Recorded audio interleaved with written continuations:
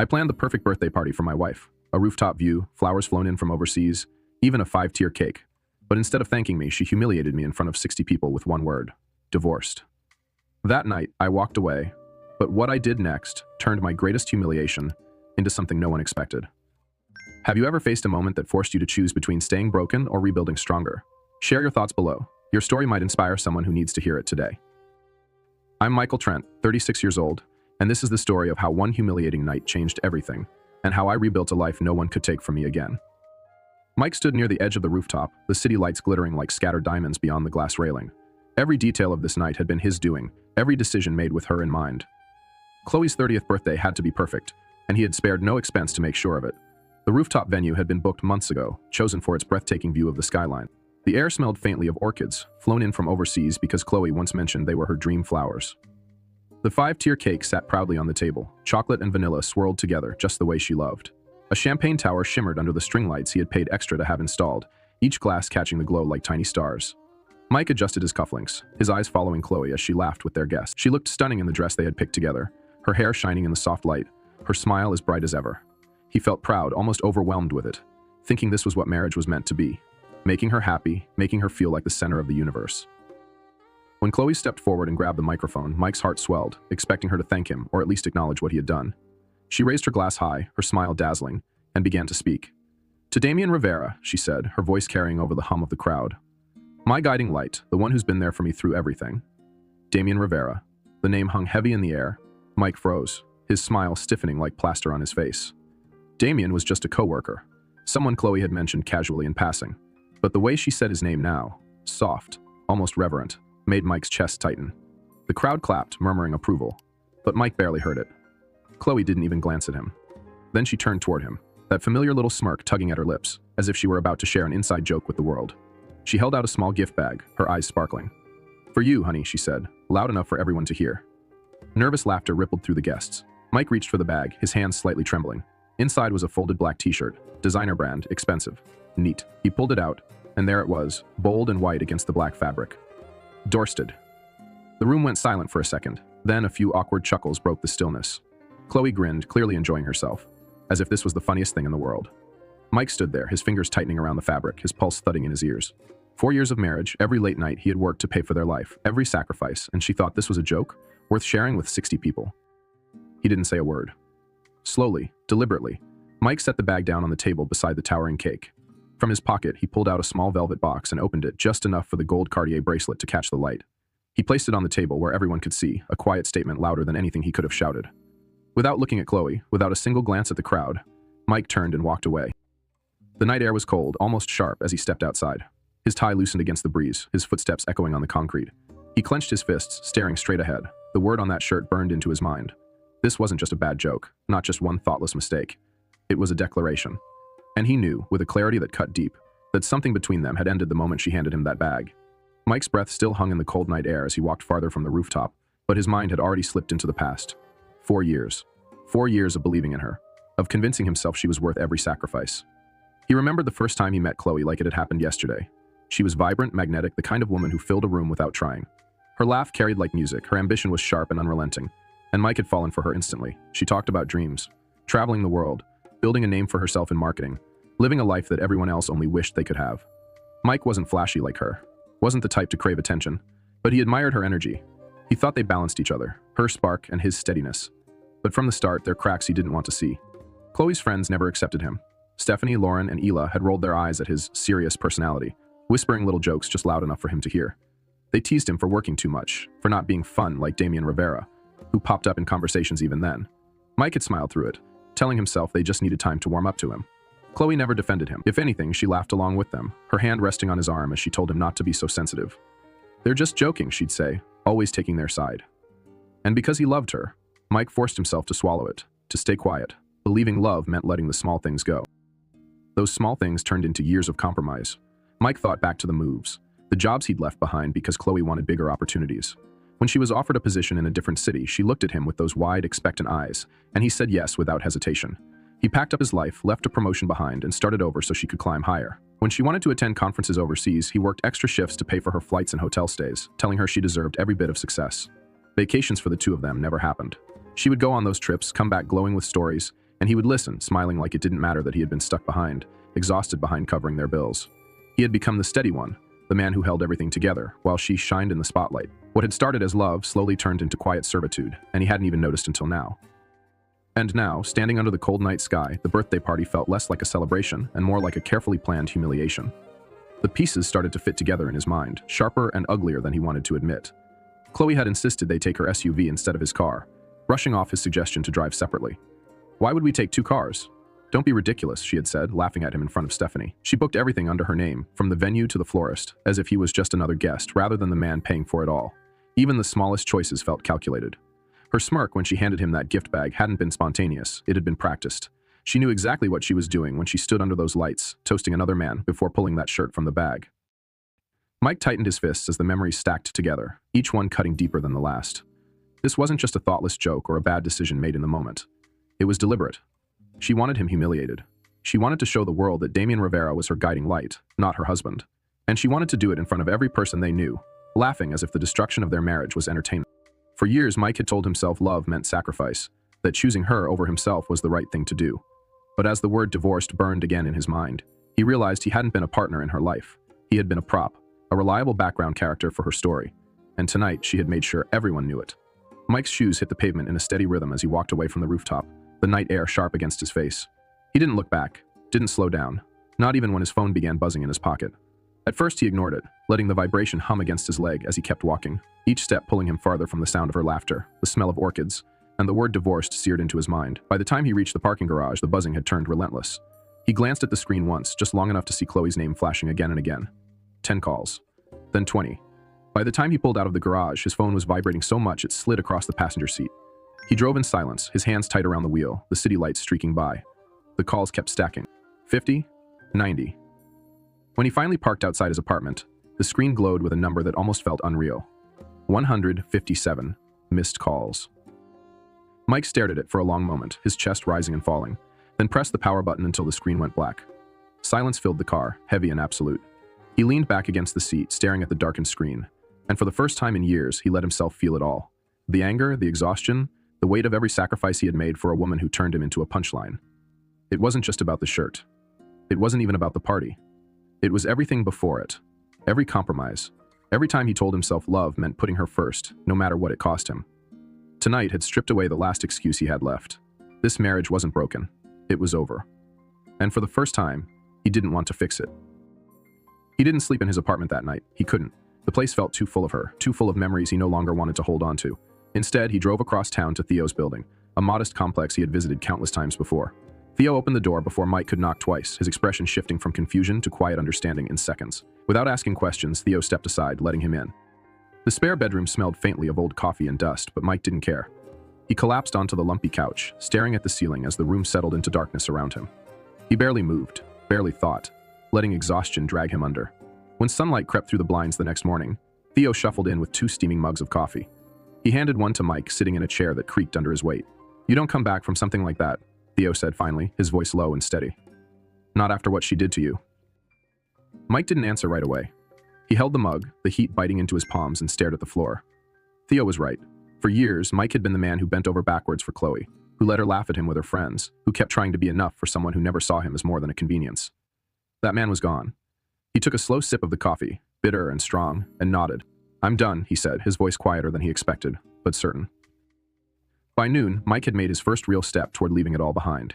He sat across from Clara Menz, a sharp-eyed divorce attorney whose small office felt more like a war room than a legal practice. She wasted no time on sympathy, flipping open a notebook as she studied him. "What's your goal here?" she asked, her pen poised, ready to write. Mike didn't hesitate. "Freedom," he said. "Not revenge, not money, not even closure. Just freedom." Clara gave him a single approving nod, like that answer told her everything she needed to know. For the next hour, Mike told her everything: the party, the shirt, Damien Rivera, the years of sacrifice that led to this. Clara's pen scratched across the paper, her face unreadable as she asked questions about finances, property, and how much of their life together he had paid for. By the time they were done, she had a plan. "We'll file quietly," she said. "You keep what's yours, she keeps what's hers. If she fights, we deal with it. No public mess." Mike left her office feeling lighter, almost unnervingly so. It wasn't happiness, not yet, but it was something close to relief. For the first time in years, he wasn't walking back into something for her. He was walking away. Fully. For good. Mike unlocked the apartment door with a steady hand, stepping into the space that once felt like a monument to Chloe. Everywhere he looked, there were reminders of her. Throw pillows she insisted on buying, framed prints of abstract art she claimed were sophisticated, and the soft beige blanket she picked because it photographed well for her social media posts. Standing in the middle of the living room, he felt the weight of it all pressing down. Without hesitation, he started stripping it away. The throw pillows went into a trash bag first, their bright, trendy patterns the exact opposite of what he liked. The blanket followed, tossed into the corner like an afterthought.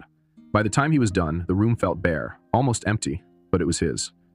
Rearranging the furniture took most of the evening. He pushed the couch to the opposite wall, moved the small coffee table closer to the window, and set up a corner with a desk, a lamp, and a stack of notebooks.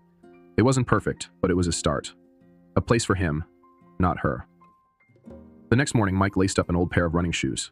He hadn't run in years, not since college, but he needed to move. The first mile nearly broke him. His lungs burned, his legs felt like lead, and his breath came in ragged bursts. But he didn't stop. Mile after mile, he pushed harder, ignoring the ache in his chest and the sting in his calves. 6 miles became his routine, then 7, his body adjusting as his mind cleared. Each run felt like shedding another layer of the man who had waited for Chloe's approval, mile by mile leaving behind the version of himself who measured his worth by her happiness. At night, after long runs and simple dinners, Mike sat at the new desk and stared at a blank notebook. The silence of the apartment echoed around him, not lonely but strangely comforting. One evening, the words just started pouring out. He wrote about the party, the shirt, the 157 missed calls, and the quiet decision to walk away. It wasn't for anyone else at first, just for him. But the more he wrote, the more it turned into something else, a story of breaking free, of rebuilding. 2 weeks later, he typed it all up and posted it on a small blogging site, titling it simply 157 Missed Calls. By the next morning, the post had exploded. Comments flooded in, strangers sharing their own stories. "You helped me leave," one wrote. "I feel seen," said another. Mike read every message, stunned that his private pain resonated so deeply with others. He wrote again the next night, and again after that, each post gathering more readers. What had started as therapy was becoming something bigger, something alive. It was through the blog that Sasha and Omar found him. They were young, full of ideas but no direction, working on a local delivery app for small businesses. "We need help," Sasha said when they met at a diner downtown. Omar sat beside him, scribbling numbers on a napkin, hopeful but overwhelmed. Mike listened, sipped his coffee, and felt something spark. Helping them wasn't about money, it was about purpose. By the time they left that diner, Mike had promised to meet with them every week, helping with budgets, timelines, and strategy. That night, he pinned a photo of their startup's rough logo to his growing vision board, right next to pictures of Dubai and the house he dreamed of buying one day. For the first time in years, he felt like his life was moving forward, and every step was his own. Mike's office felt different these days, the hum of keyboards, the chatter of coworkers, the constant ping of incoming emails. All of it energized him instead of draining him. He arrived earlier than anyone, left later than most, and every project he touched seemed to turn into a success. Gregory, his boss, noticed immediately. One morning, Gregory stopped by his desk, folder in hand, and a grin plastered across his face. "You're on fire lately, Mike," he said. "Keep this up and we're talking promotion soon. Big accounts. Big money. You ready for that?" Mike nodded, his confidence steady. "I'm ready." Gregory clapped him on the shoulder and walked off, leaving Mike with a rare sense of pride. He wasn't just surviving anymore, he was excelling. Invitations started pouring in. First a local business seminar, then a panel discussion, and eventually a keynote spot at a regional conference. His name was being passed around. His story shared quietly in professional circles. For the first time, he felt like he wasn't defined by the mistakes of his past, but by the work he was doing now. Meanwhile, Chloe's world was crumbling piece by piece. He didn't search for updates, but mutual friends couldn't resist sharing them. Lisa called one evening, hesitant, almost apologetic, before spilling the latest news. "Damien quit," she said. "Left the company out of nowhere. People are saying she's barely holding it together." Mike didn't respond, just listened as Lisa went on. Chloe had launched a podcast, something about women in leadership, but it had bombed spectacularly after just one episode. Viewers turned against her, comments were brutal, and her followers on social media started dropping fast. "She's not doing great," Lisa added quietly, like she expected him to feel sorry. But Mike only gave a short, calm reply. "I hope she figures it out." It wasn't anger or gloating, it was just the truth. Her downfall had nothing to do with him anymore. A week later, the letter came, handwritten, addressed in Chloe's familiar looping script. Mike sat at his desk, the late afternoon sunlight spilling across the page as he unfolded it.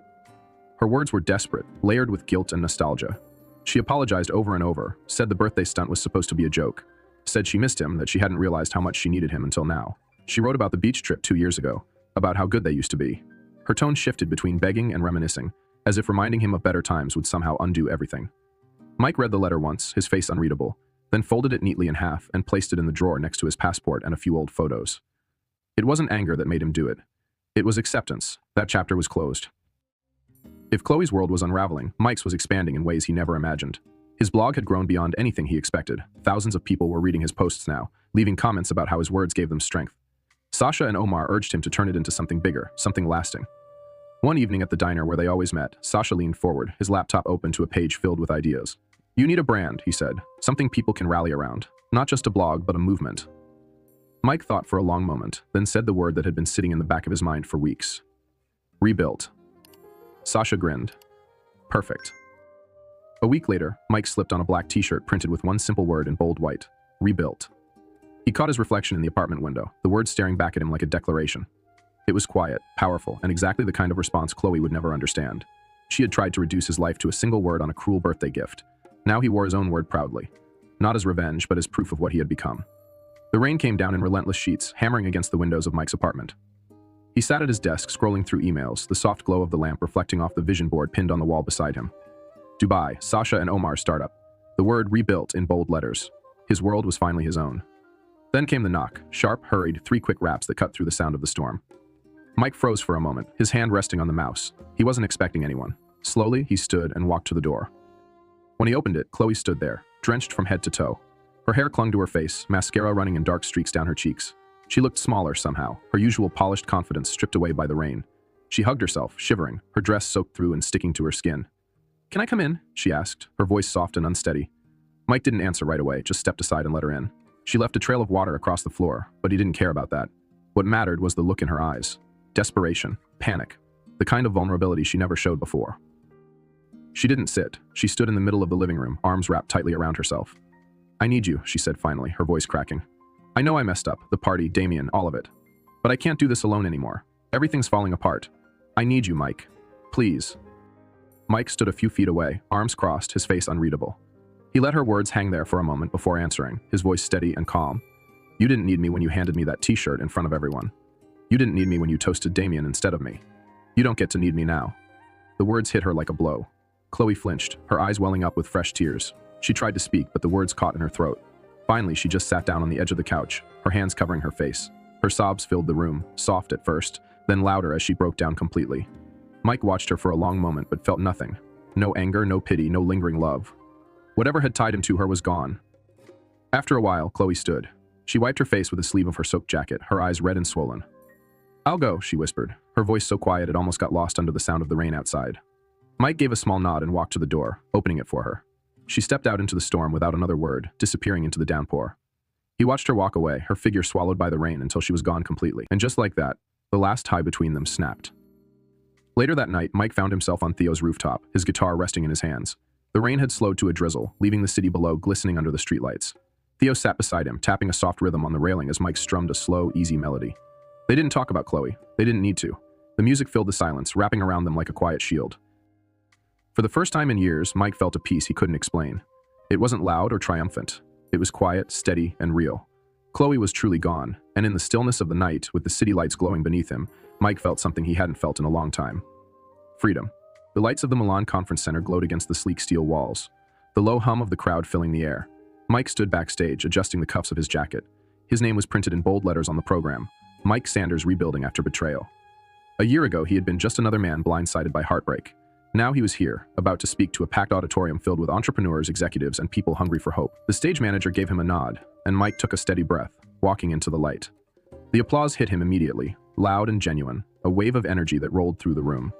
He walked to the microphone, his shoes clicking against the polished stage floor, and, for a brief moment, memories flashed. The rooftop party, Chloe's smirk, the black t-shirt with divorced in bold white letters. He smiled slightly and began, his voice clear and strong. "I once got a t-shirt that said, 'Divorced,'" he said, letting the words hang for a moment. 5 minutes later, I took back my life. The crowd erupted, laughter and applause blending together. But Mike didn't pause. He launched into his story, not as a victim, but as a man who had rebuilt from the ground up.